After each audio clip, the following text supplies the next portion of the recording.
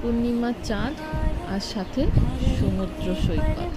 সমুদ্রের যে ওই আওয়াজটা, আমি ব্যালকনিতে বসে আমি এনজয় করছিলাম।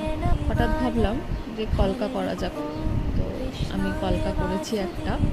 কারণ পরের দিনকে ছিল দোল, তো সবাই দোলের আগের দিন থেকেই অনেক কিছু পোস্ট করছিল।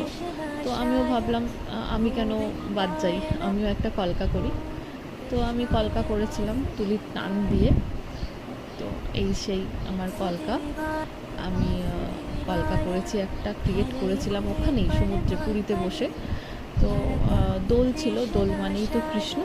তো কৃষ্ণকে সামনে রেখে আমি একটা কলকা করি, করে আমি ওই দিনকেই আমি একটা ভিডিও করে নিয়েছিলাম। তখন রাত্রির অনেকটাই হয়েছে, করে নিয়ে আমি রেখে দিয়েছিলাম। আজকে সেই ভিডিওটা আমি আপলোড করব। আর সমুদ্র